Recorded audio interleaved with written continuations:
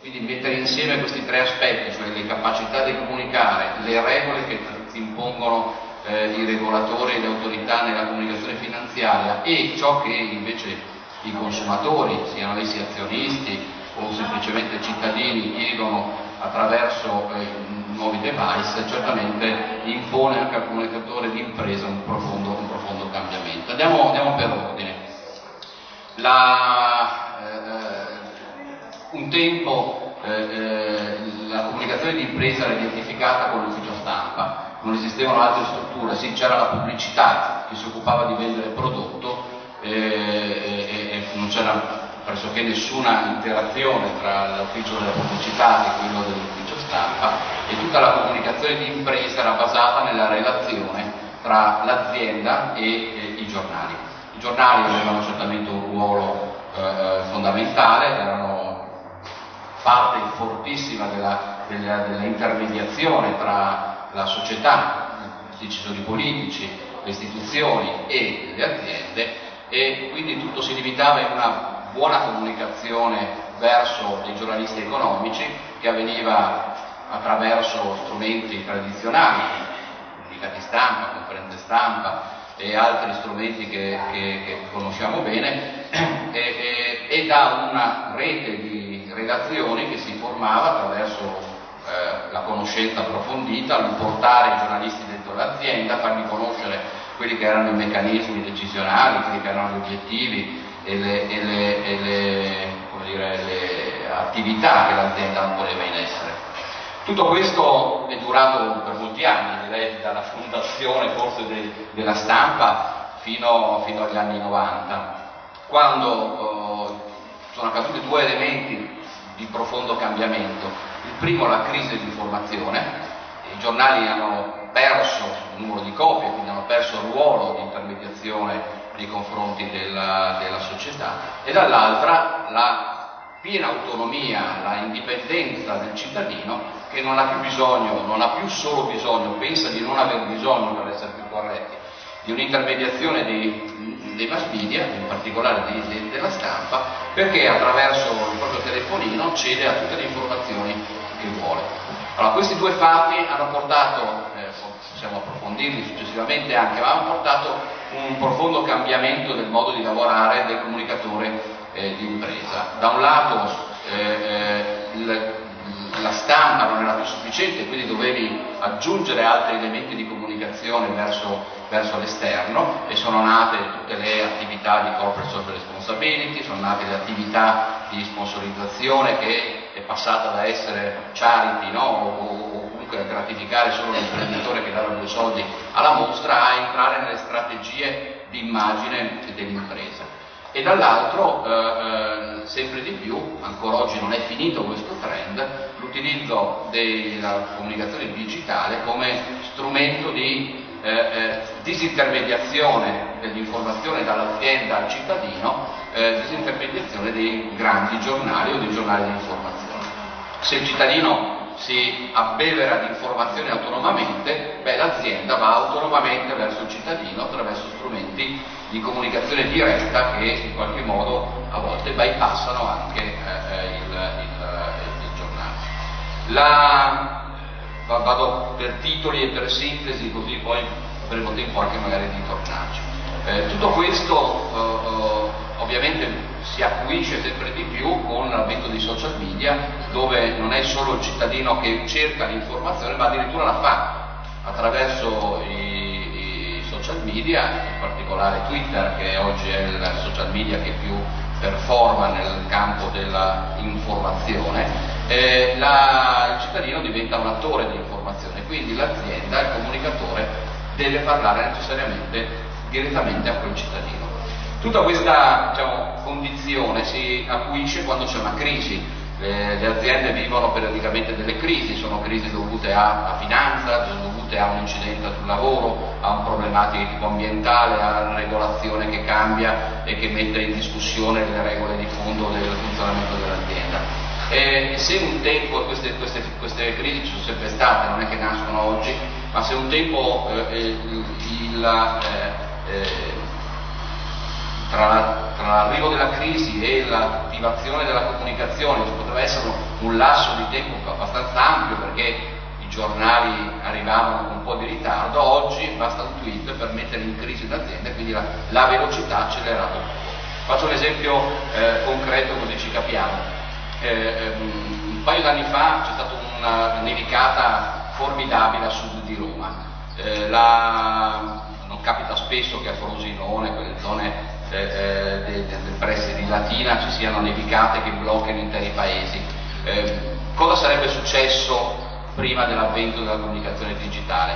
Beh, insomma, dopo una mezza giornata arrivava il cronista locale che andava a intervistare le famiglie: come mai siete senza luce, come state, come affrontate la cosa? Parlava il sindaco e si limitava a un pezzetto sulla cronaca locale. Se il blackout continuava di un altro giorno, arrivava la RAI del Lazio. Se proprio succedeva che c'era un morto, che c'era più di una settimana di blackout, allora arrivava l'inviato da Roma e faceva un pezzo per la cronaca nazionale di un quotidiano o per un telegiornale. Cosa succede oggi? Oggi basta che stai 10 minuti senza telefono, ma senza luce, che fai un tweet, metti, tu non c'è neanche un account Twitter, però ho visto, ce l'hai? No. Vale. Allora metti a Ezio Mauro, metti a Fontana, e questi immediatamente possono valutare se quella è una notizia che il cittadino gli comunica, che è degna di essere trattata da un inviato, accorciando completamente il tempo. Questo richiede che la comunicazione di impresa acceleri tutto il suo processo di esame, di controllo, di verifica, di spiegazione e di presentazione dal punto di vista dell'azienda da giorni a minuti, e questo è stato un cambiamento certamente fondamentale. Io direi che forse mi fermo qua questa prima parte, così abbiamo elementi per... Bene, buonasera a tutti. Sono già stato presentato da Gianluca Amadori. Gianluca ha già accennato al mio passato, ormai abbastanza remoto, di giornalista economico. A titolo informativo, sono stato il vice direttore del settimanale Il Mondo, che per molti anni è stato il principale settimanale italiano, e ho poi lavorato al Corriere della Sera nella redazione economica. E sono un giornalista economico, però un giornalista economico per caso, nel senso che io ho iniziato questa professione quando in Italia nascevano fondi comuni di investimento, e i giornali si sono messi alla ricerca, i giornali allora assumevano ancora, si sono messi alla ricerca di giornalisti che capissero qualcosa di numeri. Io ero tra questi e la mia carriera è iniziata lì. Detto ciò, io volevo focalizzare in questa prima parte di intervento. Noi abbiamo immaginato, però diteci anche voi se la cosa, se siete d'accordo. Non si sente? Aspettate, scusate. Così meglio? Perfetto, scusate. Abbiamo pensato di fare 2 brevi interventi e poi eventualmente di lasciare spazio a un dibattito, a un confronto, a domande, però insomma siamo disponibili poi a parlare ulteriormente, credo. Anche per giorni. Anche per giorni, sì, per vostra. Allora è evidente che quando si parla di rapporti tra impresa e azienda si tocca un tasto estremamente delicato. Si tocca un tasto estremamente delicato perché la capacità delle imprese di condizionare la stampa e tutti il mondo dell'informazione è evidente. Molto spesso i giornali si occupano di imprese che sono allo stesso tempo i principali inserzionisti pubblicitari dei mezzi di comunicazione. C'è un'altra cosa, questa è una condizione, diciamo, che si verifica in ogni parte del mondo. Per quanto riguarda il nostro paese se ne aggiunge una seconda. Per situazioni storiche che ben conosciamo, nel nostro paese molto spesso gli editori sono anche portatori di interessi finanziari e industriali, e questo rende ancora più complesso questo rapporto. Aggiungiamo poi che la crisi dell'editoria, che non duplice crisi, una crisi di trasformazione da un lato e una crisi di risultati dall'altro, ha indebolito potenzialmente la parte informazione, perché naturalmente l'esigenza di fare risultati espone o rende potenzialmente più debole il fronte della comunicazione, dei giornali e dei giornalisti rispetto all'impresa. C'è però un fatto che va considerato, che i giornali certamente vendono meno, certamente ci sono altre forme di comunicazione, le ha raccontate molto bene prima Gianluca. Oggi anche una campagna di comunicazione di un'azienda non è mai esclusivamente cartacea televisiva, ma è sempre una campagna di comunicazione che raccoglie più fronti. Twitter per chi ce l'ha e chi non ce l'ha, ma comunque tutto il mondo di internet, la telefonia. In tutto questo contesto però i giornali di carta stampata e le loro derivazioni, cioè i loro siti, conservano ancora una forza che nessun altro strumento di comunicazione ha, e magari su questo ci confronteremo con Gianluca, che non è d'accordo. E cioè i giornali, in particolare i giornali di carta stampata, hanno, come nessun altro strumento di comunicazione, la capacità di condizionare l'agenda dell'establishment. Il mondo finanziario appartiene a questo mondo, all'establishment. Cosa voglio dire? Voglio dire che se domani il Corriere della Sera, la Repubblica, Sole 24 Ore o anche altri giornali, per quanto riguarda, parlano e scrivono qualcosa di un'azienda, questa azienda è costretta a fare conti con quello che è stato scritto, non può prescindere. E questo è un potere importante che la carta stampata, e su questo potere poi si muove il rapporto con il mondo dei giornali.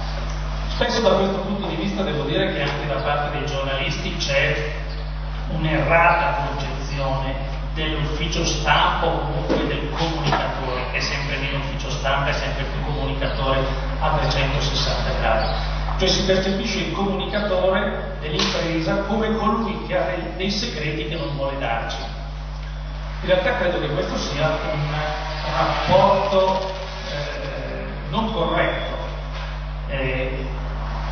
Il rapporto corretto è: da un lato c'è un'azienda che ha delle informazioni, queste informazioni sono importanti per il pubblico da molti punti di vista, lo sono per i dipendenti che lavorano per questo gruppo, lo sono perché sono informazioni che hanno un impatto sul cittadino come investitore, lo sono perché talvolta queste informazioni hanno un impatto del cittadino come abitante di una certa area, da dove ci sono problemi ambientali, per esempio, o più complessivamente perché il destino di un'azienda condiziona poi, in senso favorevole o in senso sfavorevole, il destino di un'intera comunità. Ecco, rispetto a un'azienda che ha questo tipo di forza, il ruolo del giornale è un ruolo di mediazione, nel senso che noi abbiamo il dovere di raccontare al pubblico in modo comprensibile, e questo non è semplice quando si parla di economia, comprensibile, corretto ed equilibrato, i vari aspetti. E su questo quindi va costruito e si deve costruire un rapporto consapevole tra azienda e giornali, un rapporto consapevole che ovviamente, come ha raccontato prima Gianluca Conini, nel corso del tempo è inevitabilmente cambiato. Perché? La cosa più banale che si può raccontare è questa: come sapete, quando c'è una notizia finanziaria importante e un'azienda si è quotata in borsa, deve aspettare che chiudano, come si dice, che chiudano i mercati, cioè che la trattazione del titolo sia si concluda, non si possa più comprare e vendere azioni di quel titolo. Una volta succedeva l'azienda dava la notizia finiva nelle agenzie, ma arrivava al pubblico o attraverso la televisione un po' dopo, ma soprattutto trattandosi di notizie francamente spesso poco fruibili per il pubblico televisivo, arrivava sulla carta stampata la mattina successiva. Oggi, se una notizia anche finanziaria ha una sua importanza, una sua sensibilità, viene immediatamente veicolata attraverso i siti internet, quindi questo riduce drasticamente i tempi e riduce anche drasticamente le reazioni dei soggetti interessati. Questo ovviamente rende più complicato il lavoro del giornalista, perché più che su altre materie c'è l'esigenza poi sulla carta stampata di andare oltre la notizia in sé e di approfondire e di fornire strumenti di lettura a chi compra il giornale, che consentono appunto di approfondire un tema.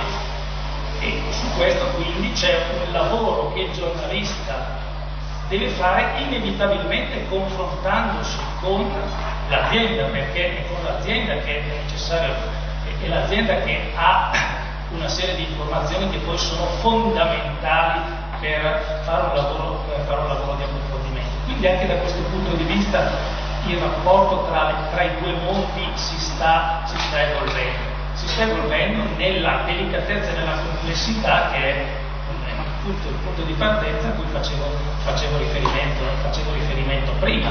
È un costante rapporto delicato tra posizioni che hanno entrambi elementi di forza, ma che devono trovare un loro equilibrio.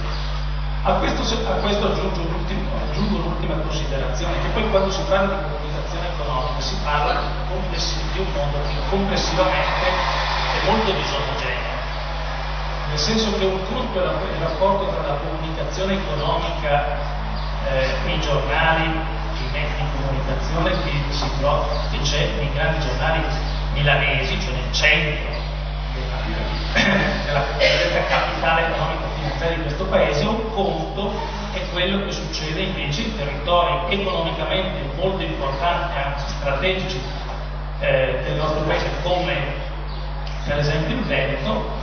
Perché? Perché normalmente, molto spesso, le aziende di questi territori sono aziende che preferiscono non comunicare o accettano di comunicare solo quando si determina una situazione di crisi. E questo rende ulteriormente complicato il lavoro del giornalista, che non ha spesso un interlocutore adeguato come controparte quando si tratta di verificare una notizia, cosa che invece non succede quasi mai in un ambito di giornalismo milanese o anche romano, riferendosi per giornalismo romano al mondo delle grandi aziende a partecipazione pubblica. Quindi anche in questo caso c'è una specificità di alcuni territori che introduce delle variabili complesse nel rapporto tra informazione e imprese, perché appunto la scelta che alcune aziende fanno, scelta secondo me assolutamente sbagliata da moltissimi punti di vista, è quella di non comunicare, quindi di non considerare i giornali intesi in senso lato come loro interlocutore, o di considerarli solo quando c'è un'esigenza, perché c'è una situazione di crisi, perché c'è un problema di interventi della magistratura per quanto riguarda aspetti di vario genere, perché c'è un incidente all'interno della fabbrica. Cioè, quando si crea appunto una fattispecie di una situazione di criticità. Anche questo è un aspetto che va valutato, che non riguarda solo noi giornalisti, non riguarda tanto noi giornalisti, ma riguarda la controparte, ma che rende ulteriormente complicato il rapporto tra le due parti. Riprendo solo due punti che tu hai toccato, che mi sembrano molto interessanti. Il primo, i giornali fanno l'agenda setting, come si chiama tecnicamente, e questo è vero, non basta ricordare il Washington Post che fece cadere il governo Nixon con 10 righe sul giornale, ma è così che oggi puoi avere falangati di attacchi su internet da siti anche prestigiosi, però poi sono quando i giornali prendono di mira una persona o un'organizzazione che riescono a modificare il trend. E anche è vero che la politica si fa sui titoli di Repubblica e Corriere ancora oggi, e non solo in Italia, quindi ovviamente con molte meno copie, forse con molto meno peso specifico e con qualche crisi economica, però i giornali rimangono ancora fondamentali nel fare la fortuna o la sfortuna di uomini politici o di cavalieri d'industria. Questo si può domandare perché, no? Questo è un tema che io ho un corso alla LUISS di strategie di comunicazione con dei ragazzi dell'ultimo anno del biennio, quindi quasi alla fine dell'università, e una lezione la dedichiamo proprio a questo, cioè come e cosa fa l'agenda della comunicazione e se i new media sono in grado di in qualche modo incidere su questa agenda. E devo dire che rimangono sbalorditi perché loro non leggendo i giornali, ma essendo comunque molto informati comunque, non riescono a capire la differenza tra leggere un articolo magari ripreso da un amico su Facebook o rilanciato da un social network e invece aprire e sfogliare il giornale. In realtà io credo che non è la copia cartacea che in qualche modo fa l'agenda, ma è il valore del marchio.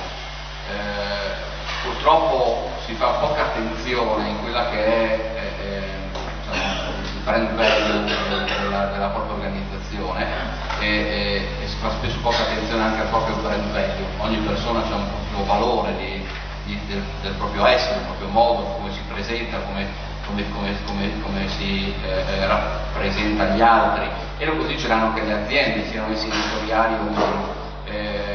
Questo è un tema, vengo al secondo punto, perché le aziende non comunicano, è un tema sul quale tutti ormai cominciano a interrogarsi: come posso misurare il valore della mia reputazione e come posso far sì che questa reputazione sia migliori nel tempo. Beh, non può essere che con comunicazione e disciplina. Io ai manager che seguo dico una frase molto semplice: oggi, non potendo tu controllare gli altri, l'unico modo è controllare te stesso. Cosa significa? Significa che se corri per la via principale di Cortina con lampeggiante azzurro, puoi essere anche il capo dello Stato, c'è qualcuno che ti fa una fotografia e ti sbatte in prima pagina, incidendo negativamente sulla tua reputazione. E quindi, se è vero che ormai è diffuso la coscienza da parte degli stakeholders, voi sapete cosa sono gli stakeholder, no? Sono tutti quei portatori di interesse che entrano in relazione con l'azienda in qualche modo, sono fornitori, sono dipendenti, sono i clienti, sono le istituzioni, sono i cittadini che vivono intorno a un impianto industriale, cioè quindi una moltitudine di soggetti. Siccome non puoi controllarli più, un tempo o erano ignoranti o leggevano una monocultura di informazione, oggi hanno la possibilità, sono più intelligenti, forse più informati, sicuramente più colti, ma anche hanno un maggior accesso all'informazione, quindi non potendo incidere direttamente sulla loro coscienza, devi incidere principalmente sul tuo comportamento. Allora il comportamento non è altro che la comunicazione, cioè il mettere dentro l'azienda tutta la capacità di rappresentare nel miglior modo possibile le positività che questa azienda, questi manager hanno, cercando di smussare quelle spigolature che spesso esistono nella vita dell'azienda, perché magari sono produzioni con complesse e pericolose, o perché sono dei manager che hanno dei trascorsi passati magari non limpidissimi.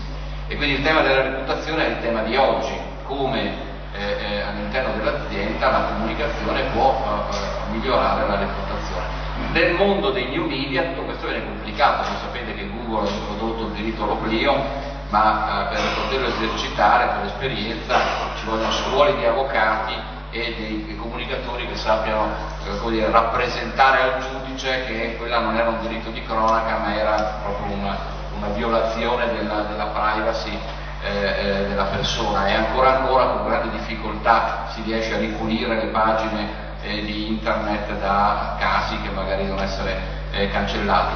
Ma l'altro modo per poter cancellare dalla memoria eterna della rete delle questioni che in qualche modo nella vita di una persona, di un'azienda accadono, è quella di far accadere cose più positive e gerarchizzare le cose positive in modo che scacciano nelle pagine più lontane le notizie negative. E questo è un grande lavoro che stiamo cominciando a fare anche come comunicatori.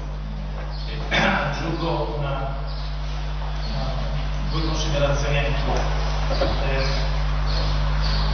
Qualche anno fa il consigliere di un uomo politico, capirete rapidamente che, confrontandosi con questo uomo politico, gli disse questa frase: vedi Presidente, le televisioni servono, possono essere fondamentali per vincere le elezioni, i giornali servono per governare. Nel senso che questa è la sintesi estrema, un po' banalizzata se volete, delle cose che ci siamo dette oggi. Ma quando diciamo governare non intendiamo semplicemente parlare della Presidenza del Consiglio, del Ministro dello Sviluppo Economico. Parliamo di tutte le comunità all'interno delle quali si assumono delle decisioni, che possono essere sul fronte politico, le comunità, i consigli comunali, i consigli regionali, ma persino le strutture associative. Se un giornale, ciascuno per le proprie competenze e per la propria credibilità, se il Gazzettino piuttosto che un altro giornale con caratteristiche simili domani si occupa dell'Avis, scusate la banalizzazione, di Albignasilo, i soci dell'Avis di Albignasilo, che non so quanti sono obbligati a occuparsi che cosa è successo, ma cosa sta succedendo dentro della nostra. Mentre verosimilmente per la nomina del presidente di qualsiasi associazione i giornali, come per le elezioni, hanno un'influenza assolutamente relativa. Tutto ciò per il mondo dell'economia ha un valore persino superiore, perché aumentando gli interessi e riducendosi anche il numero dei decisori, ma aumentando la loro influenza, ciò che i giornali, quando parlo dei giornali intendo il marchio di un giornale, quindi la sua versione iPad, la sua versione online, oltre che innanzitutto la sua versione cartacea, scrivono, sono un elemento assolutamente decisivo. Anche per questo io credo che un dovere che noi come categoria giornalisti dovremmo assumerci è quello di preoccuparci con grande rigore, grande attenzione della possibilità di avere una informazione economica autorevole, credibile e competente, cosa che purtroppo non è sempre scontata, cosa che purtroppo le complessità sempre più crescenti dell'accesso alla professione e di un'esigenza di rinnovarsi anche all'interno di alcuni settori rendono sempre più complicata. Ma questo è un altro aspetto fondamentale. Raccontare, ci sono delle realtà, la cronaca, raccontare il tornado che mercoledì scorso ha devastato un pezzo della provincia di Venezia, la Riviera del Brenta.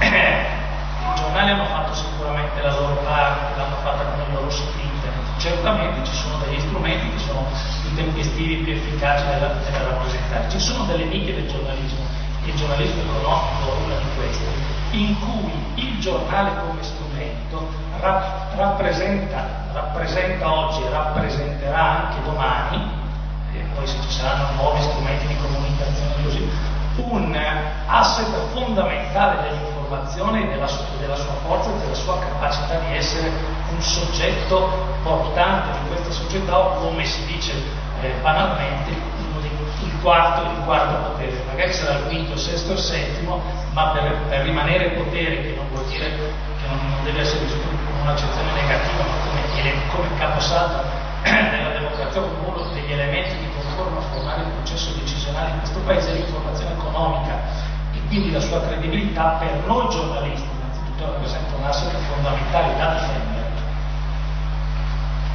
Adesso direi che lasciamo spazio se qualcuno vuole fare delle domande o delle considerazioni.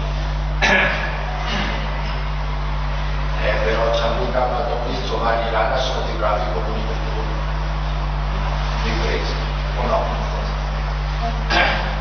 Giovanni Rana è stato il primo a introdurre una comunicazione diretta, mettendo in gioco se stessi, la propria immagine. Poi sono seguiti anche altri, adesso c'è il figlio di Doris che, come vedete, sta riprendendo uno stile di comunicazione intellettuale.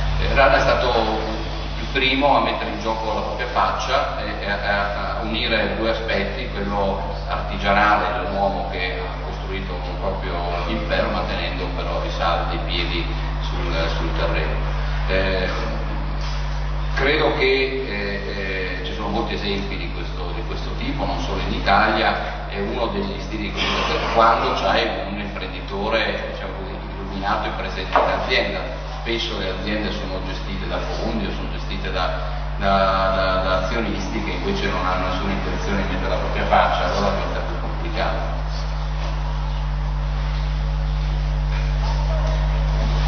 Quando prese in considerazione nella comunicazione pubblico le regole metodologiche di cui l'ordine è stato promotore in questi ultimi anni con varie carte, eccetera, cioè quando vengono seguite poi nella pratica.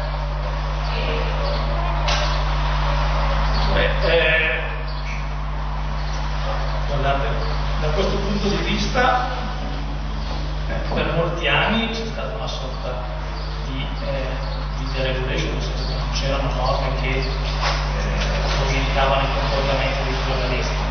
Io personalmente, da quando ho iniziato a fare questo lavoro e occuparmi di economia, non ho mai fatto un investimento azionario diretto, cioè non ho mai posseduto azioni.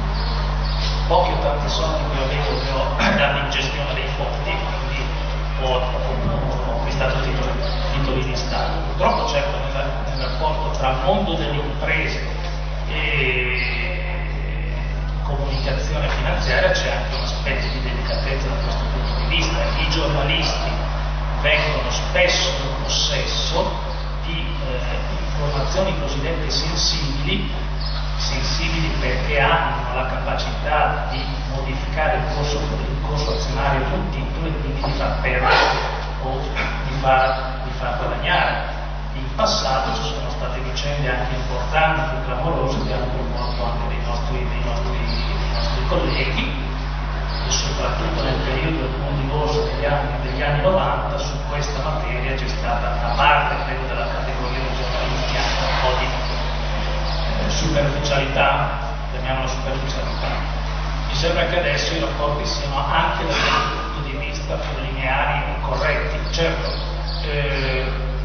credo che ci siano alcuni grandi giornali finanziari che quando sono un giornalista che si occupa di finanza chiedono anche di certificare il fatto che non sia possessore lui o la moglie di titoli azionari, insomma, c'è da questo punto di vista un rigore. Noi abbiamo delle norme a cui singolarmente si chiede ai giornalisti di attenersi. Da questo punto di vista, ecco, va anche detto che prima ne parlavamo con Gianluca, le azioni sensibili bisogna anche saperle usare, nel senso che spesso ci si attende che la comunicazione di un'informazione relativa a un'impresa provochi un rialzo di quel titolo, invece succede esattamente il contrario, ma questo succede perché i tecnici in questi casi ti dicono perché il mercato aveva già scontato l'effetto, che tradotto localmente vuol dire che c'erano delle persone che lo sapevano già 10 giorni prima, avevano già acquistato il titolo, quindi quando il titolo viene comunicato a questo punto loro vendono e quindi il titolo cade e chi l'ha comprato quel giorno lì si ritrova scontento. Però la situazione è questa. Noi adesso abbiamo delle regole tecnologiche che indicano un comportamento che i giornalisti che si occupano di materie appunto sensibili dovrebbero mantenere. In altri paesi, non tanto come sistema quanto come singolo giornale, ci sono anche delle regole più ferre, perché si impone appunto al giornalista di certificare e di attestare l'assenza di potenziali conflitti di interessi da questo punto di vista. Sì, se posso aggiungere, quando ho cominciato a fare il giornalista io, era di gran voga l'invitato speciale, no? Cioè le aziende si portavano in paesi esotici a presentare i bilanci, scuole di giornalisti pagati appunto dalle aziende.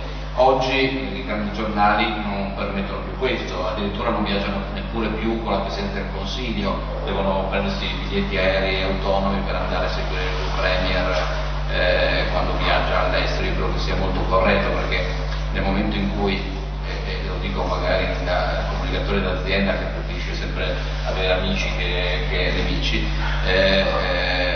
quando ti riporti 4 giorni in un posto bello, coccolati e festeggiati, è un po' difficile poi scrivere gli articoli negativi. Poi è una questione anche di cultura. Ho seguito svariate interviste di giornalisti del Financial Times e credetemi, non c'è niente che terrorizza di più un manager italiano che incontrare un giornalista del Financial Times, perché sono preparatissimi, si possono anche permettere i giornali di dedicare una persona solo all'energia, solo alle TLC, solo a un'azienda, e quindi questi giornalisti sono preparatissimi fino al dettaglio, quasi da analista finanziario, e quindi impone che il manager che li incontra sia ben preparato di ogni piccolo dettaglio dell'operatività sia economica che finanziaria dell'azienda, e diventano proprio degli interrogatori tosti con questi giornalisti.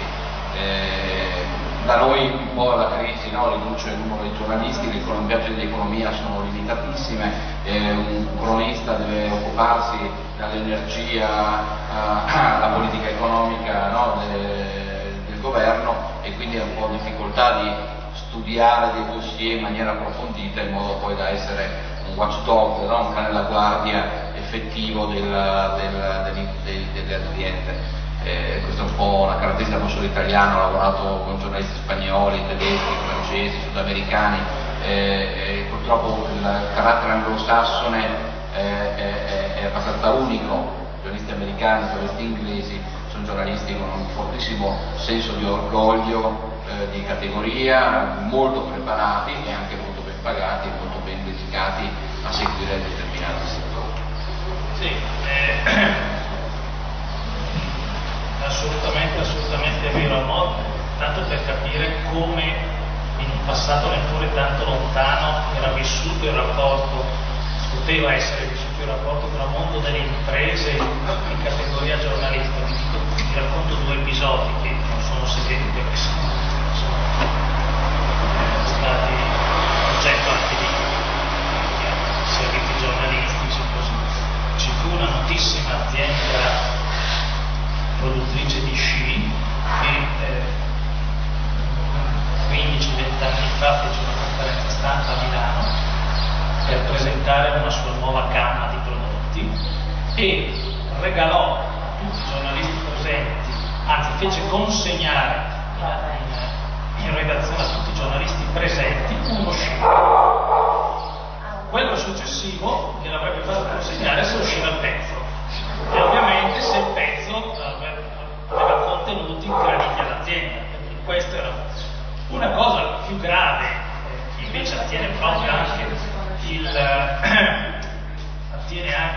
i rapporti proprio col mondo finanziario. Ne parlo non perché io non abbia simpatie per la squadra di calcio di cui parlo adesso, anzi io sono juventino, quindi sono al di sopra di ogni sospetto. Quando la Juventus si quotò in borsa, non considerò inopportuno regalare dei pacchetti di 1000 titoli ad alcuni giornalisti che seguivano la Juventus. E a questi ciò che è più singolare è che questi giornalisti non ritenettero disdicevole accettarli. Si trattava di pacchetti del valore attuale di 2.000-3.000 euro, quindi possiamo considerare, dipende dai punti di vista, una cifra importante o una cifra non importante, ma successe anche questo. Lo si scoprì poi quando scoppiò il caso Calciopoli, eccetera, eccetera. Io stesso dovetti occuparmene, allora ero vice direttore di un quotidiano, perché uno dei giornalisti in questione era un mio giornalista, e quindi il fatto di sapere che lui si occupava della Juventus e era proprietario, seppur di un pacchetto ridotto di titoli della Juventus, qualche disagio francamente lo creava. Però queste vicende per fortuna appartengono al passato, però ci danno l'idea di come alcuni rapporti tra informazione e il mondo delle imprese fossero, per così dire, perlomeno anomali.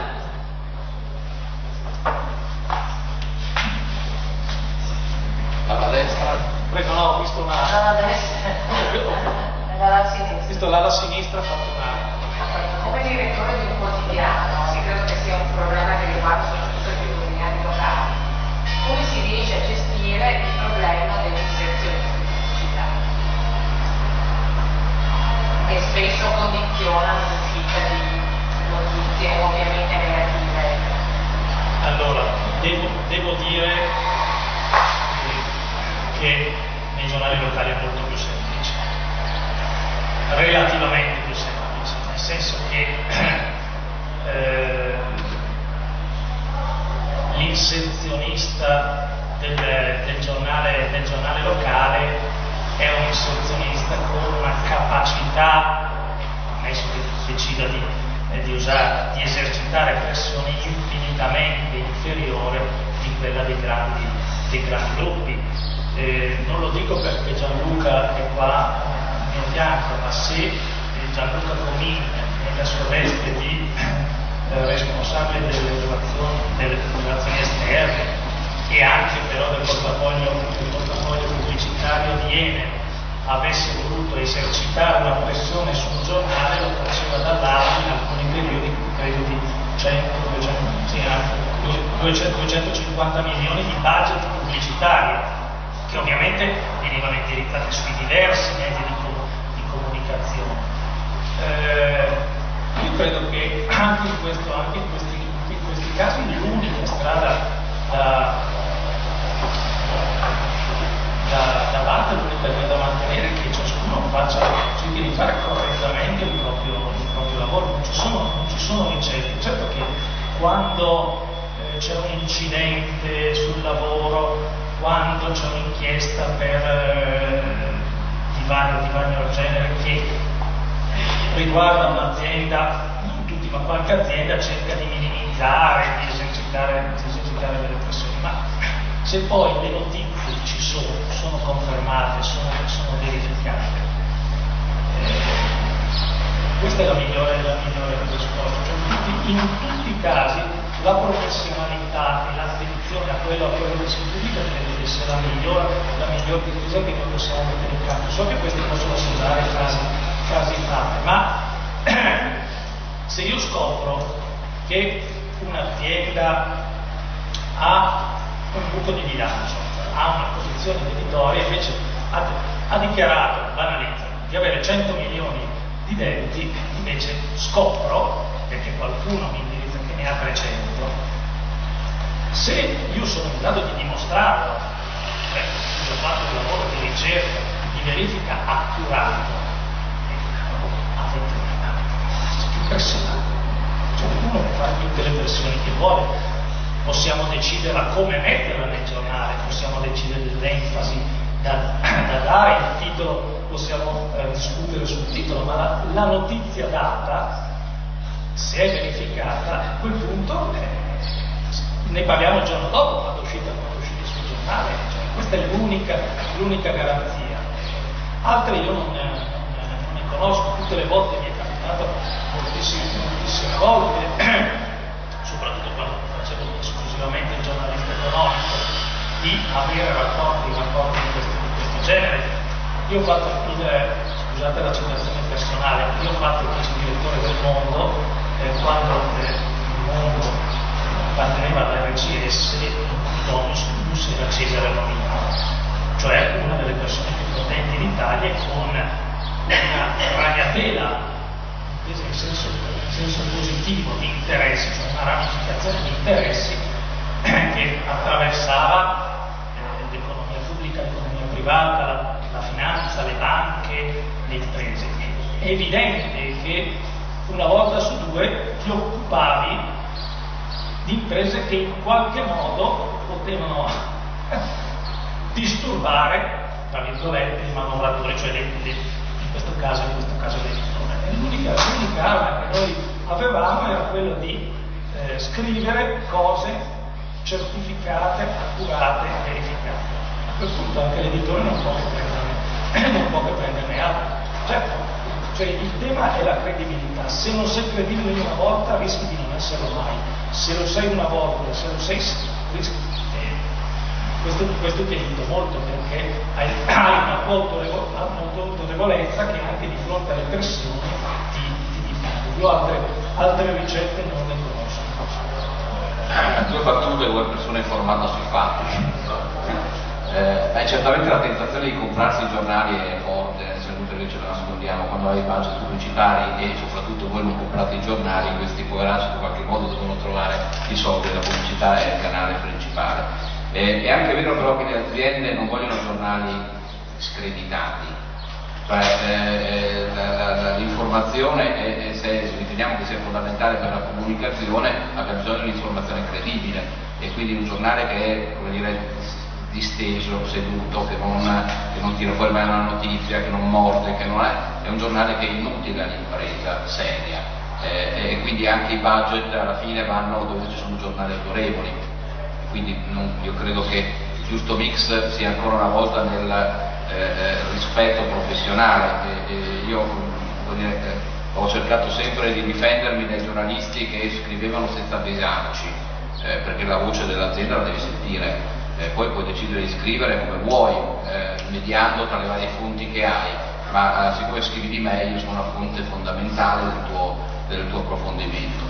E quindi ho sempre, come dire, combattuto in maniera anche piuttosto vivace quando questo non accadeva. Chi lo sa, quando quelle rarissime volte, soprattutto a Porto Tolle, c'era qualche cronista che scriveva senza sentire la voce dell'azienda, cioè sulla libertà di scrittura piena, ma anche dovere di sentire cosa ne pensa l'azienda in quel caso. Di fondo, quindi, secondo me, non ti compri i giornali. Quando te li compri hai un ausorgan che non serve a niente. In questo è un elemento che vorrei sottolineare, perché ci riguarda molto da vicino.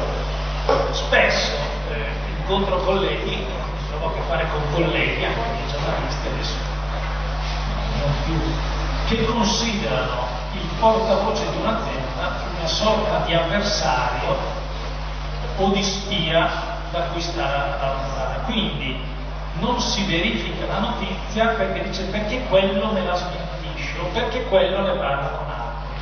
Quindi credo che questo sia sbagliato, nel senso che la notizia va verificata con l'azienda e va aperto un confronto tranquillo, sereno, dicendo: allora a noi risulta questo, ce lo confermate, ce lo smentite? Magari rispondono no comment, perfetto, noi scriviamo dicendo che l'azienda ha detto no comment, ma la comunicazione corretta, tornando anche al tema delle pressioni così, deve fondarsi anche sul rispetto del mondo delle imprese, che non sono necessariamente, cioè chi è dall'altra parte della barricata, tra virgolette, non è un nemico, è una persona che fa comunicazione in un modo diverso da chi fa da quello che facciamo noi, ma con cui bisogna necessario avere un rapporto. Va costruito un rapporto corretto. Tu devi avere un rapporto corretto con me, io ce l'ho con te. E questa è un'altra, cioè sono regole molto semplici. Dopodiché io credo che i giornali, quando sono credibili e quando lavorano con serietà, riescano a scrivere, non dico tutto perché questo sarebbe eccessivo, però quasi tutto. Del resto, adesso non voglio fare casi personali, ma in questi giorni ci siamo occupati di una, lo dico perché ce ne siamo occupati con Gianluca di un tema abbastanza delicato, di un grande gruppo, e l'abbiamo fatto scrivendo quello che potevamo, ritenevamo di dover scrivere, e l'azienda però sono in modi che farlo, senza nessun conflitto, senza nessuna particolare difficoltà. Se poi nella prossima pianificazione pubblicitaria un gruppo deciderà di penalizzare il mio giornale più o meno di altri, faremo i conti.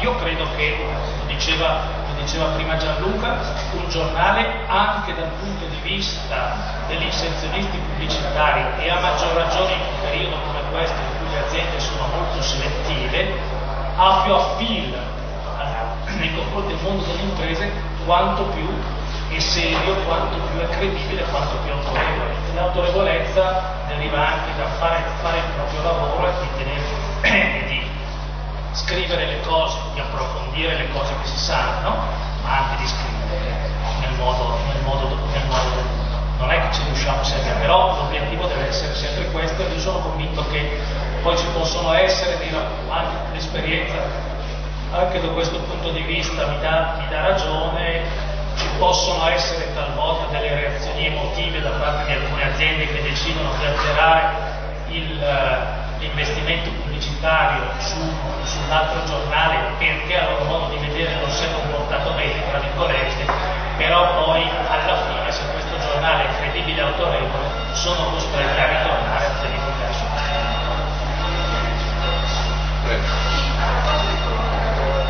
Gli ospiti devono essere considerati, sì. devono essere considerati degli avversari,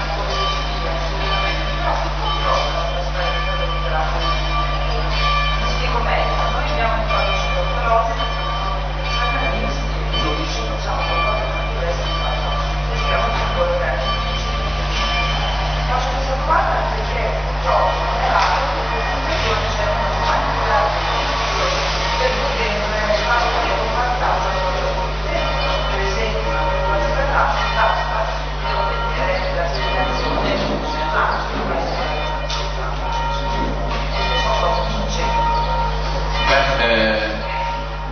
i controlli ai comunicatori, c'è la borsa, la Consob, la magistratura, non c'è un ordine professionale ancora, anche se io mi sto battendo per esempio per una legge sulle lobby che spero si faccia presto, in modo da separare i professionisti della lobby da tutti quelli che fanno questo mestiere per diletto o per altro. Ma non mancano i controlli anche ai comunicatori, e poi ci sono i stakeholder, cioè un'azienda non può comunicare il falso perché hanno migliaia di soggetti che controllano quotidianamente, a partire dai giornali a finire dai consumatori. Le turbative d'asta riguardano altri fatti, non certamente la comunicazione. a volte però sono molto attenti analizzato gli stessi giornalisti che si stanno occupando di quelle cose. Boh, non mi risulta. Però anche da questo punto di vista, cioè, si tratta di intendersi. Io ovviamente non sono diventato vice direttore o caporedattore subito, ho fatto giornalista e mi sono scritto di molte aziende.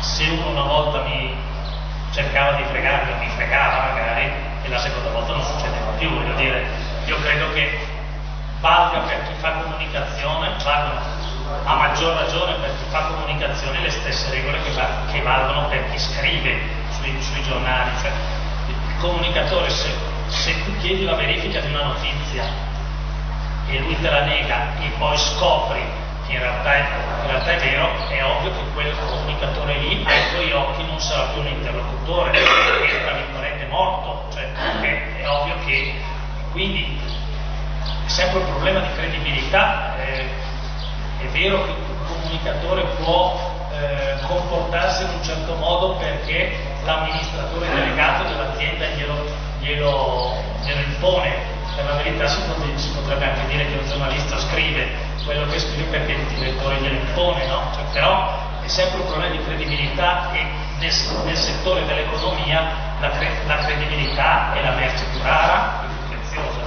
Quindi disperderla, credo, per gli uni e per gli altri sia un danno pressoché irreparabile.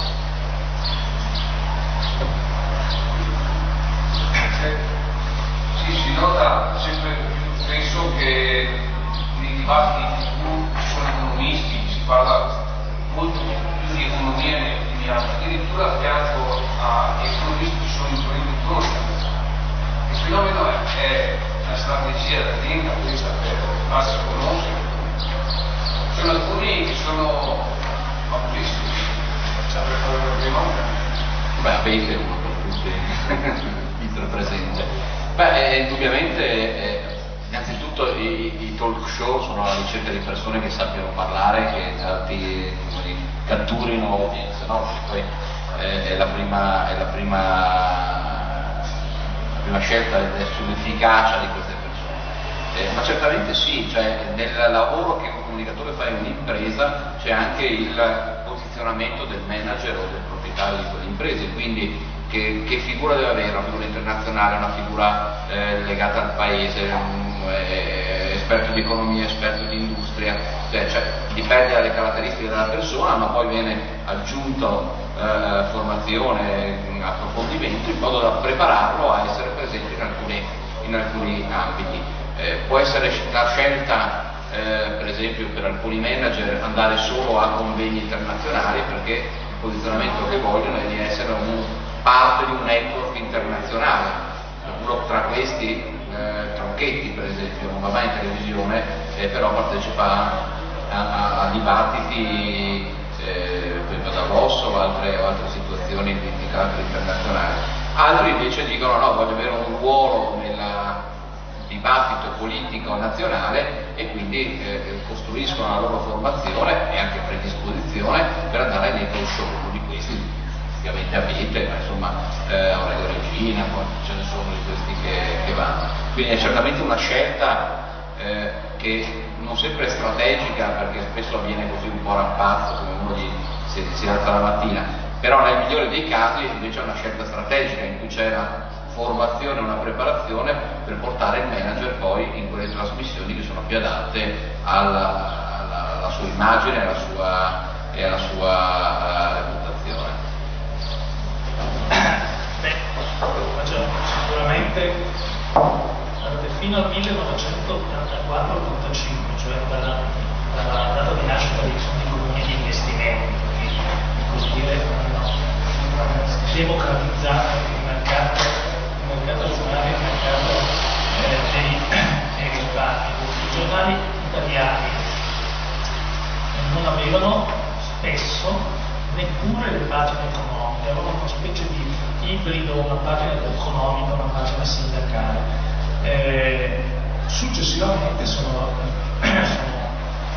l'informazione economica si è arricchita, sono arrivate anche nei giornali locali le pagine che parlano delle aziende. Prima questo non succedeva, soprattutto nei giornali di territorio non si parlava delle aziende, il fatturato, l'utile, assumere, non assumere, cioè se non c'erano dei fatti clamorosi tutto questo veniva ignarato. Progressivamente l'economia ha assunto nella nostra società un peso importante, per resto in questi giorni si è parlato moltissimo di Grecia ed è un tema assolutamente economico. Il problema era l'indebitamento di questo paese esigendo di questo paese di fare delle riforme, ma queste riforme altro non sono stringi nella modifica dell'IVA, nella modifica del sistema pensionistico e della modifica della legge fallimentare, e ultimo, che è più significativo, della riforma dei sistemi di statistica di quel paese, insomma, che diciamo così li ha sfruttati prodotto solo invece che per fornire un dato scientifico della propria situazione economica. E quindi questo fa sì che anche nel talk show i temi dell'economia, per quanto ostici spesso dal punto di vista della comprensione, abbiano un peso prevalente. Di questo ci dovrebbe far dire come categoria che l'aspetto dell'informazione economica e della formazione economica per chi fa giornalismo, non solo per chi fa giornalismo economico, sia una condizione, sia un elemento di conoscenza estremamente importante.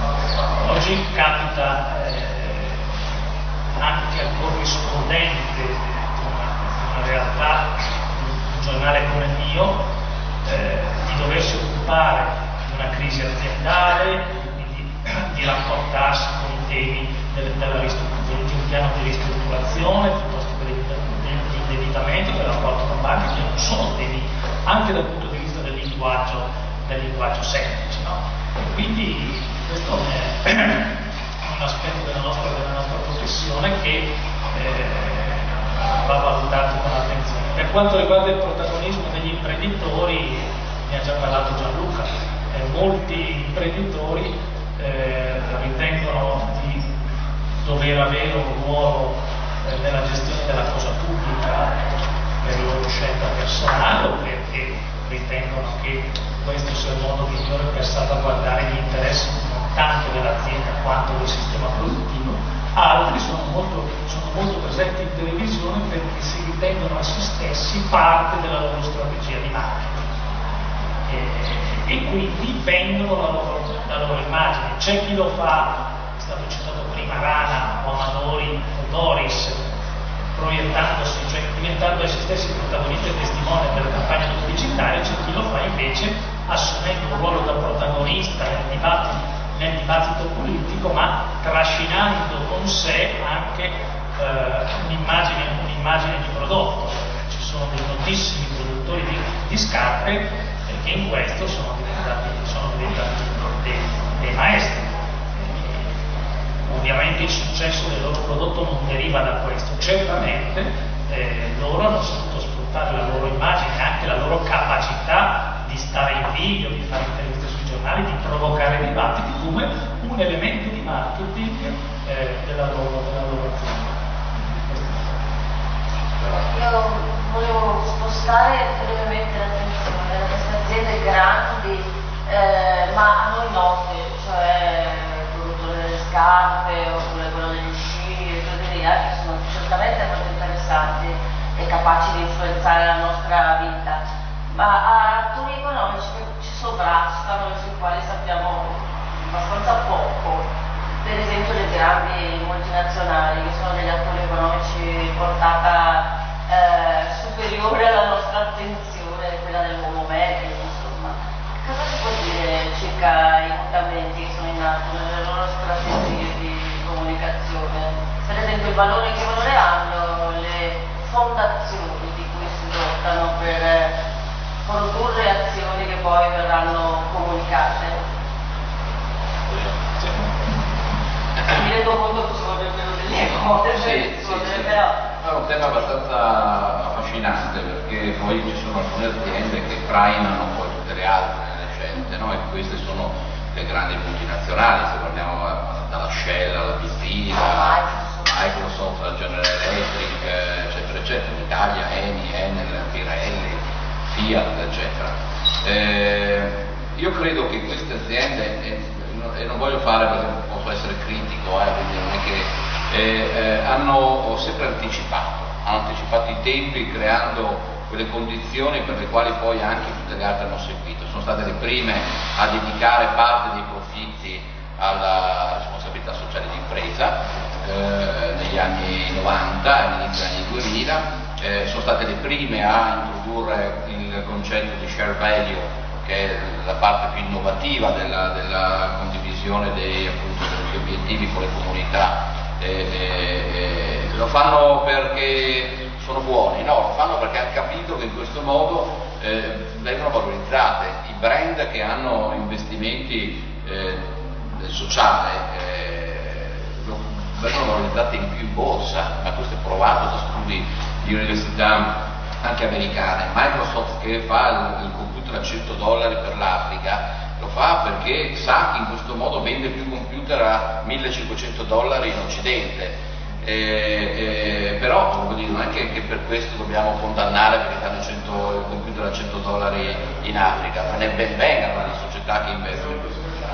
E uno degli strumenti adottati, io ne ho fondate 2 di fondazioni, sono proprio le fondazioni, perché da un lato garantiscono un vantaggio fiscale e quindi le aziende riescono in qualche modo a inertizzare una parte dei costi e quindi vendere più soldi. La seconda perché essendo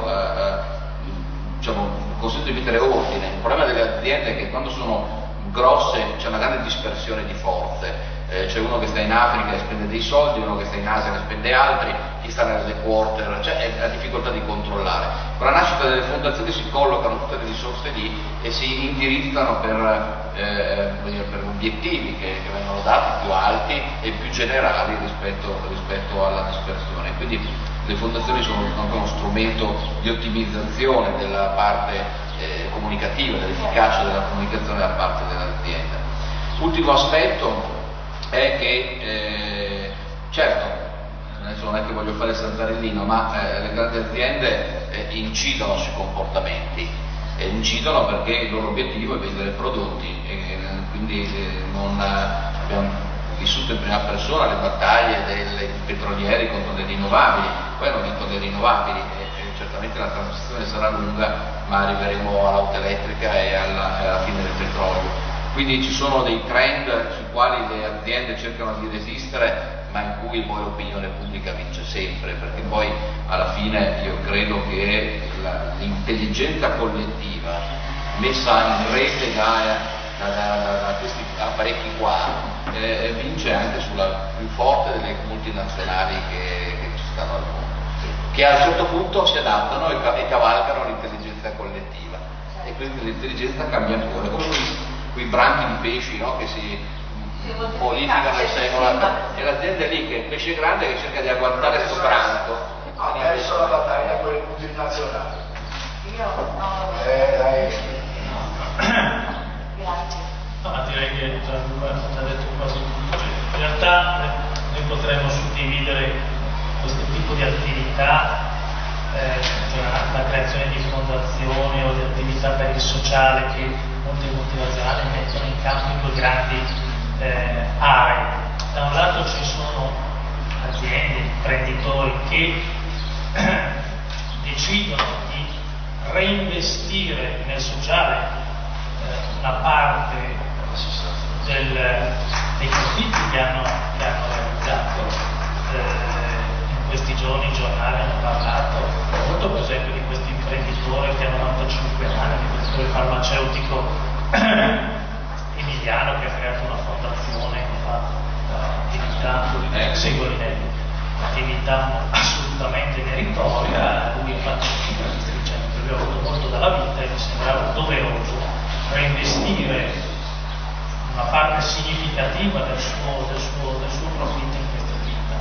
Ci sono poi altre fondazioni che rispondono a un'esigenza di minimizzare l'impatto negativo che l'attività produttiva di quell'azienda ha sul territorio, sull'ambiente, sulla componente della società. E quindi c'è l'esigenza di queste aziende, di questi imprenditori, di investire una parte dei loro profitti per migliorare banalmente la propria immagine.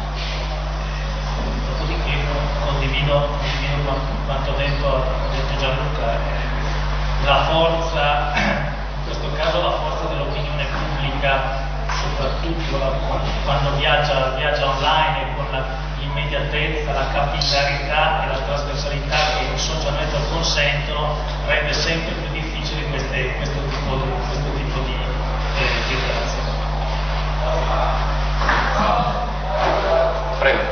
Prima avete detto che alcune aziende scelgono di non comunicare o comunicare solamente in alcuni momenti di crisi. Ma perché? Perché sono ignoranti. Bella risposta. E vabbè, ma la risposta da comunicatore O a vari, o a vari. o a vari, sì. Posso fare una domanda? Lo so, sì, ci sono anche persone che poi parliamo. No, è molto, ovviamente ogni realtà fa caso a sé, è difficile dare una risposta che valga per tutte, oltre a quella che giustamente ha dato Gianluca. Ma molto spesso le aziende non comunicano per ragioni che possono sembrare abbastanza ridicole, perché hanno paura del fisco, perché non vogliono che la gente sappia troppo dei loro affari. Scusa, ti tolgo la parola, ma ti spiego perché non comunicano. Perché mettono al direttore di comunicazione la cugina estroversa, la fidanzata, invece di prendere professionisti che entrano all'università, che si sono fatti un mazzo così a studiare, perché si formano. Capito? Purtroppo è ancora in voga questa cosa, siccome sei estroverso fai comunicazione. Io sono timidissimo e quello faccio comunicazione. Sì, diciamo che tutte queste cose che stavo dicendo ma arrivano lì. La realtà qual è? Che le aziende, soprattutto se consideriamo le aziende di questo territorio, hanno molto spesso una cultura imprenditoriale deficitaria e non percepiscono la comunicazione come un asset importante, ma come un fastidio. E appunto molto spesso per occuparsene usano appunto fidanzate o personaggi o fidanzati, Figlio scemo, cioè quello che non Però insomma, uno un po' brillante per dargli un ruolo. La realtà vera è che vivono la comunicazione non come un asset strategico, come è invece per tutte le aziende, ma come un fastidio, un impiccio, salvo poi, quando c'è una situazione di difficoltà, accorgersi che servirebbe all'interno dell'azienda qualcuno che fosse in grado di rapportarsi in modo professionale e credibile con i mezzi di comunicazione. E a quel punto li stanghiamo con delle fatture. Ma a quel punto vengono stangati dai commiti turno con delle fatture così, ma a quel punto sostanzialmente spesso è troppo tardi. C'erano altre persone che Io volevo fare un'osservazione sulla preparazione media, credo che è sempre molto pericoloso, dei giornalisti televisivi, soprattutto solo sui temi economici. Nel senso che non so se sia condivisibile anche voi questa osservazione, spesso e volentieri quando emerge fuori il dato dell'Istat, nazionale e internazionale, si corre dietro a quel dato senza essere in grado di fare un'analisi che abbia un minimo di senso su un trend, su uno scenario, ma focalizzandosi magari sul dato in sé, per cui Santa Monica Febbraio, la produzione industriale è aumentata, tac, il paese che esce dalla recessione. Il mese dopo un dato opposto si rinviova nella tragedia. Allora, la domanda che mi faccio, ma non è che c'è un problema di preparazione economica di fondo di questa gente? Ci sono gli strumenti statistici? No, io non parlo mai dei giornalisti, per cui lascio la parola a tutti. no, ma allora, l'ho già detto io prima, che un problema di preparazione c'è un problema di ricambio nei giornali, cioè dell'ingresso di nuove figure, di figure giovani, preparate, con una maggiore dimestichezza anche con l'informazione economica.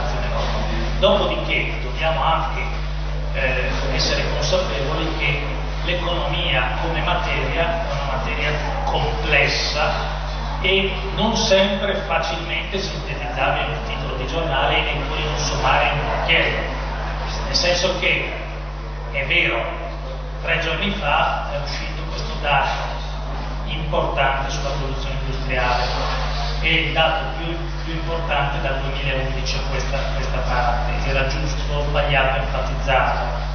Credo che fosse giusto enfatizzarlo, dopodiché avremmo però nel mondo nel migliore dei modi possibili avremmo dovuto analizzarlo, sottolineando che però questo aumento della produzione industriale finora non ha comportato effetti significativi sull'occupazione, perché contemporaneamente sono usciti dei dati che segnalavano sì un aumento di contratti a tempo indeterminato, ma contemporaneamente anche un aumento delle persone inattive. E quindi allora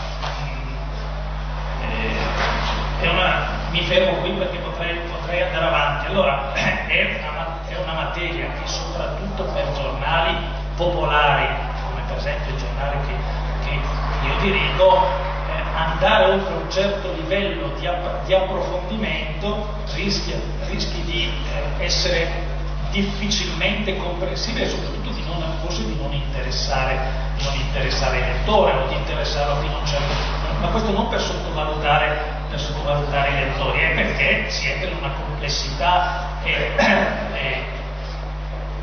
la televisione temo che ogni tanto valga la stessa cosa, cioè il pubblico televisivo si misura in milioni di telespettatori, devi trovare un linguaggio e una necessaria approssimazione quando affronti temi economici che ti porta talvolta a banalizzare o a non approfondire. Cioè il problema c'è, cioè il problema è c'è una materia che è complessa e che impone competenze, perché l'economia purtroppo l'economia e la finanza d'impresa funziona in questo modo: o tu hai una competenza che ti consente di conoscere tutti gli elementi e poi di fare una sintesi con un linguaggio accessibile, magari non rigoroso ma corretto ai telespettatori o ai giornalisti, o altrimenti succede come fanno i giornalisti economici che parlano di MOL o di EBITDA, che come se fossero dei termini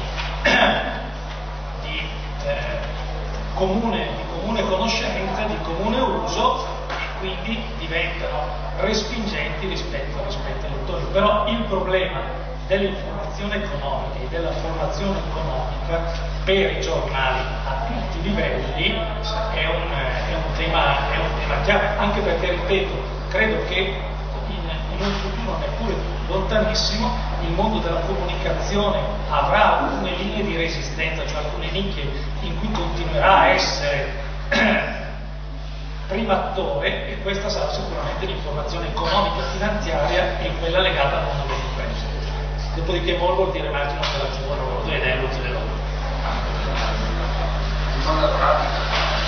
Prima si diceva crisi in azienda, purtroppo le crisi spesso sfociano in procedure concorsuali, non sono così facili da sentire. La mia domanda è: ma con chi ci si rapporta quando scatta a parte una procedura concorsuale? Io ormai non c'è più, non c'è stato, non c'è più niente, curatore, fallimentare, avvocati, accesso a fascicolo, assessore tribunale. C'è una regola oppure? No, quando ovviamente qua è sempre una questione di dimensione aziendale, e quando è un ramo d'azienda di un gruppo importante e lì c'è sempre l'interlocutore, è sempre il gruppo che indica al suo interno dei soggetti dedicati a questo. Quando si entra invece in procedure concorsuali c'è il commissario normalmente, che è un professionista esterno, che è l'interlocutore dei giornalisti, normalmente un professionista che decide di parlare o di non parlare, o di farlo solo nei momenti strettamente necessari. L'altro interlocutore sono i sindacati, che però hanno a loro stessi una visione normalmente parziale di quello che succede, nel senso che periodicamente vengono informati dal commissario, dal regolatore fallimentare di progressi,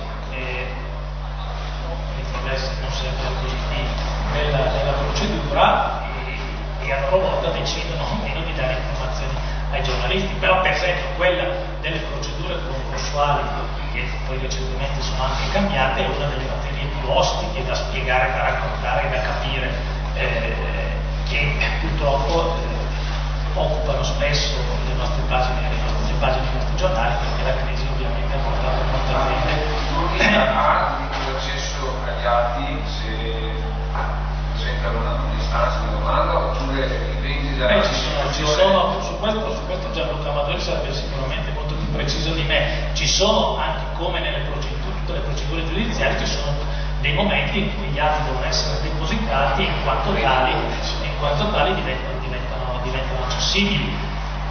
Qual è la differenza? Che un atto giudiziario relativo alla condanna di un imputato o alla sua assoluzione, alla sua rinvio a giudizio, è mediamente comprensibile a ciascun giornalista.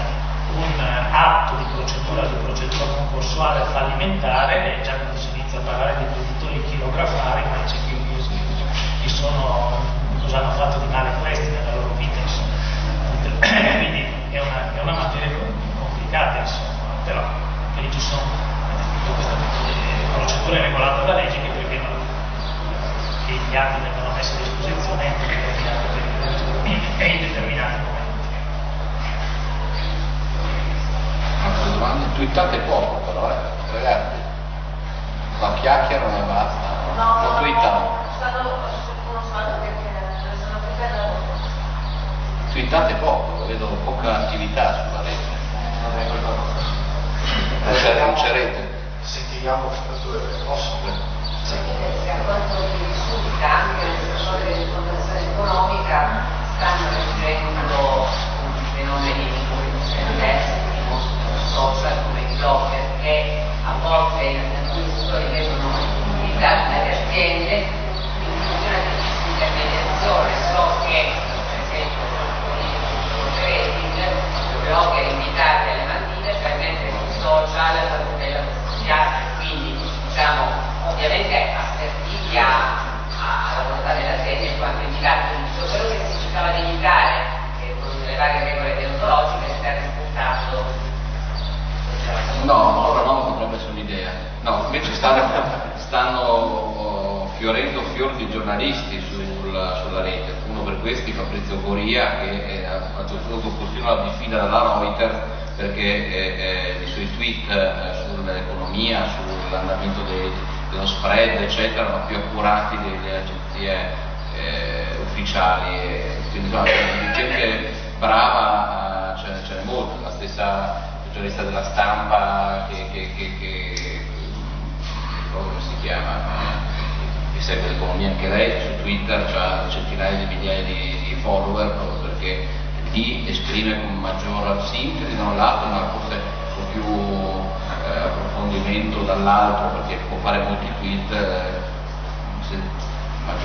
i giornali da meno spazio probabilmente, quindi è molto seguito. Sono dei giornalisti che stanno crescendo molto nella capacità di utilizzare la rete per fare informazione economica. Sul fatto che possono essere anche, quello può darsi che ci sia qualcuno che, ma poi come dicevo prima, l'autorevolezza è data dalla capacità di scrivere le cose come stanno, e le aziende che magari possono avere 10 pagati che hanno 100 follower, ma che se ne fanno? Meglio che si convinca genuinamente un giornalista che ne ha 100.000 di follower, che sarà certamente più autorevole e più seguito. No, poi anche sul mondo dell'online sono molte esperienze di giornalismo esclusivamente internetiano, di giornalismo economico, con un certo peso, come l'inchiesta, ma anche Lettera 33 per quanto riguarda le parti economiche. Sono esperienze di giornalismo ben fatto, approfondito. Quello che dobbiamo rilevare da questo punto di vista è che però il fatto di non avere un brand forte alle spalle riduce sensibilmente difficilmente il loro quiz specifico e la capacità di fare opinione nel mondo, nell'establishment economico-finanziario. Ci sono inchieste che sono state pubblicate da questi due o anche da un altro sito, ben fatte e approfondite, che però hanno lasciato poche tracce di sé, se fossero stati pubblicati su un quotidiano anche di media tiratura, avrebbero avuto un impatto ben più importante. Questo a riprova che il brand, la sua autorevolezza, la sua capacità costruita nel tempo ha un peso che non è facile da riprodurre in poco tempo.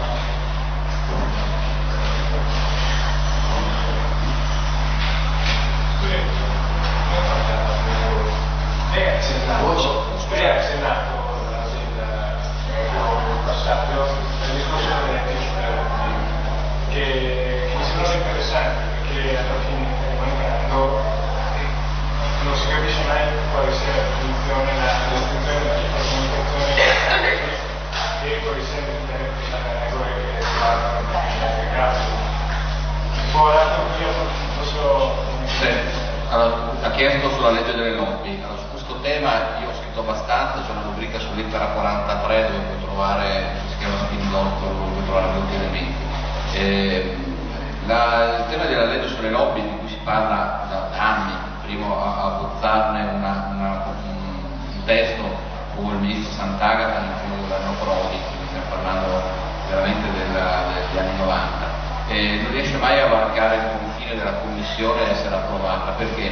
Perché da un lato c'è una forte resistenza di chi lobbista non è. I lobbisti sono parlamentari che fanno il doppio lavoro, ex parlamentari che continuano a entrare dentro Camera e Senato, giornalisti che dicono che visto che hanno un sacco di tempo libero ti danno i testi a pagamento della Camera e del Senato, e altri signori che con doppio terzo lavoro, diciamo, accompagnano imprenditori da questo o quel politico. Certamente la vogliono i lobbisti veri, cioè quelli che lo fanno per mestiere, portatori di interesse, con studi, con collaboratori, con dipendenti, che in qualche modo dalla regolarizzazione di questa professione vedrebbero un vantaggio, quantomeno in trasparenza. L'altra resistenza forte, e lo dico perché come da protagonista ho portato avanti queste leggi, sono i funzionari dello Stato, perché la legge sulle lobby richiede reciprocità, ci vuole trasparenza, un elenco in cui Gianluca Comici scrive come lobbista per l'Enel o per l'Enel, che sia, e dall'altra parte ci devono essere dei funzionari dei ministeri che quando ricevono un lobbista o un'azienda mettono nella loro agenda che è stato visto il rappresentante di quell'azienda o dall'altra azienda, come si fa a Bruxelles. Se andate nel sito del commissario europeo, qualsiasi, c'è l'agenda degli incontri che farà con gli argomenti che tratterà in maniera molto trasparente. Allora, questa trasparenza ovviamente cozza con tutto quello che leggiamo sui giornali quotidianamente, perché se c'è trasparenza c'è controllo, se c'è controllo non c'è malaffare, e quindi la legge resta in un cassetto pronta a essere approvata dal prossimo governo, forse se arriverà. Forse abbiamo tempo per un'ultima domanda. Se me la fanno fare io... Prego. Allora, se non ho capito male, perché si può anche capire male,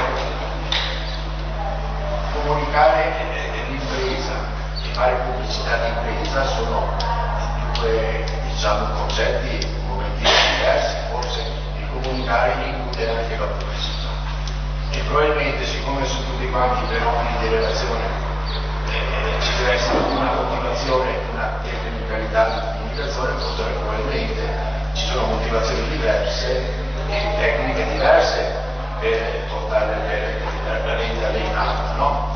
E questa è. Però non è solo l'università, perché lei mi conosce, mi cita la prima, mi dice che la comunicazione vale dall'1 al 5% anche quella politica. Se il prodotto è buono, se il prodotto non è buono, non fai a meno di comunicare che è meglio. Vale questo concetto o me la Poi per quanto riguarda le statistiche vanno interpretate per forza, perché sono i numeri vanno interpretati. No, lei ha fatto una perfetta sintesi di quello che io credo che ci vuole comunicata. A volte i più bravi riescono a smussare gli spigoli, riescono a dare un po' di make up a una persona, a una clienta che non riesce a presentarsi nel migliore dei modi, ma se poi quel prodotto fa schifo nessuno lo compra, se quel politico è falso ci si accorge prima no, quindi fare sempre nella stessa regola. sì, ma prima di tutto c'è il mercato, farà il mercato che fa questa scelta, poi la comunicazione è un boost che migliora o è qualcosa che aiuta a minimizzare le difficoltà.